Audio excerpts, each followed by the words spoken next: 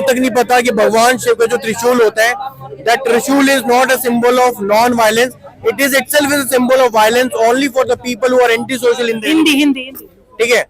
जो लोग समाज में एंटी सोशल हैं, जैसे पुराने जमाने में जो राक्षस वगैरह होते थे, उनको मारने के लिए भगवान शिव का त्रिशूल होता था।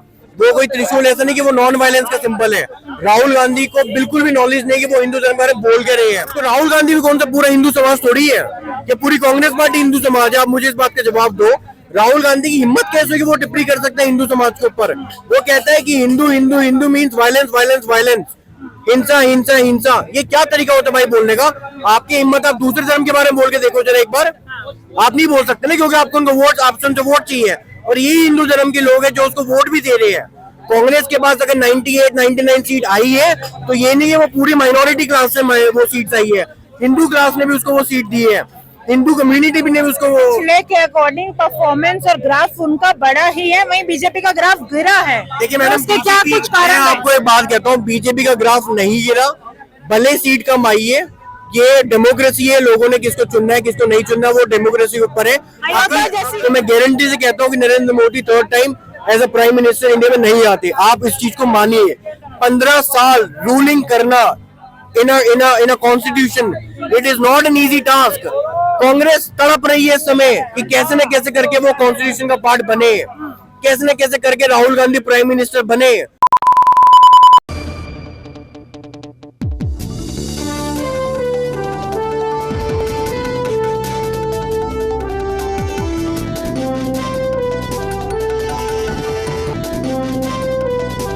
नमस्कार दोस्तों, बहुत बहुत स्वागत है आपका न्यूज हाउस पे। आपके साथ मैं हूं सवेरा छाबड़ा। आप देख रहे हैं मेरा खास कार्यक्रम पहेली।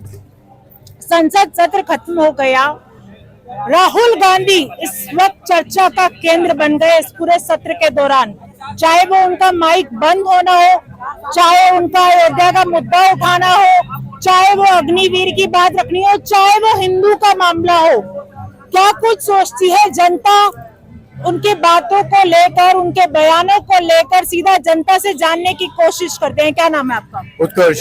क्या कहोगे सबसे पहले राहुल गांधी का जो हिंदू पर जो टिप्पणी हुई है उसको लेकर लगातार विवाद बढ़ता जा रहा है, उसे आप कैसे देखते हैं? देखिए मैडम, मैं एक बात आपको कहूंगा, Rahul Gandhi has no right to speak about the mythology of this nation, specifically Hindu. उसको ये तक नहीं पता कि भगवान शिव का जो त्रिशूल होता है, that trishul is not a symbol of non violence, it is itself is a symbol of violence only for the people who are anti social in Hindi Hindi ठीक है। जो लोग समाज में एंटी सोशल हैं, जैसे पुराने जमाने में जो राक्षस वगैरह होते थे, उनको मारने के लिए भगवान शिव का त्रिशूल होता था। वो कोई त्रिशूल ऐसा नहीं कि वो नॉन वायलेंस का सिंबल है। राहुल गांधी को बिल्कुल भी नॉलेज नहीं कि वो हिंदू धर्म के बारे में बोल के रहे हैं। मेरे हिसाब से राहुल गांधी को पहली बात तो ये है, कॉन्स्टिट्यूशन ये कहता है कि कॉन्स्टिट्यूशन में जो लेजिस्लेटिव पार्टी होती है वहां पर कभी भी धर्म आना ही नहीं चाहिए। That is a basic fundamental right of constitution.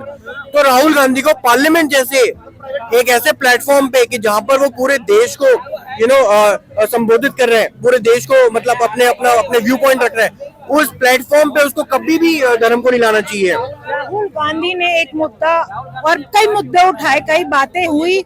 वही हिंदू वाले बयान पर उन्होंने बोला मैं पूरा, जो मोदी जी हैं, बीजेपी है, वो पूरा हिंदू समाज नहीं है, आरएसएस पूरा हिंदू समाज नहीं है। तो राहुल गांधी भी कौन सा पूरा हिंदू समाज थोड़ी है, कि पूरी कांग्रेस पार्टी हिंदू समाज है? आप मुझे इस बात का जवाब दो। राहुल गांधी की हिम्मत कैसे कि वो टिप्पणी कर सकता है हिंदू समाज के ऊपर? वो कहता है कि Hindu Hindu Hindu means violence violence violence, हिंसा हिंसा हिंसा। ये क्या तरीका होता है भाई बोलने का? आपकी हिम्मत, आप दूसरे धर्म के बारे में बोल के देखो जरा एक बार। आप नहीं बोल सकते ना, क्योंकि आपको उनको वोट, ऑप्शन से वोट चाहिए, और यही हिंदू धर्म के लोग हैं जो उसको वोट भी दे रहे हैं। कांग्रेस के पास अगर 98-99 सीट आई है तो ये नहीं है वो पूरी माइनॉरिटी क्लास से वो सीट आई है, हिंदू क्लास ने भी उसको वो सीट दी है, हिंदू कम्युनिटी भी ने उसको वो। के अकॉर्डिंग परफॉर्मेंस और ग्राफ उनका बड़ा ही है, वहीं बीजेपी का ग्राफ गिरा है। देखिए मैडम, उसके क्या कुछ कारण है? आपको एक बात कहता हूँ, बीजेपी का ग्राफ नहीं गिरा, भले सीट कम आई है।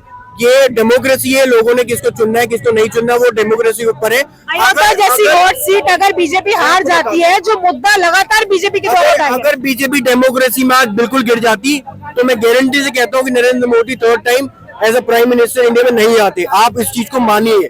15 साल रूलिंग करना in a constitution. It is not an easy task.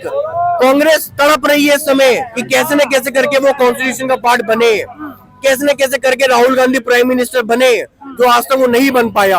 और मैं कह रहा हूँ 2029 में भी जब इलेक्शन होगा उस समय भी दोबारा से फिर बीजेपी और एनडीए की संगठन की सरकार आएगी, और आप देख लेना कि राहुल गांधी का फिर इस तरीके से पलना भारी होगा, और फिर वो कुछ ना कुछ उल्टी सीधी टिप्पणी करेगा पार्लियामेंट में, और वो हिंदू समाज को या किसी भी अन्य धर्मों के समाज को वो उनको प्रॉब्लम क्रिएट करेगा। एक बार फिर 2029, अभी तो 2024 की शुरुआत हुई है, 29 की बातचीत कर रही है।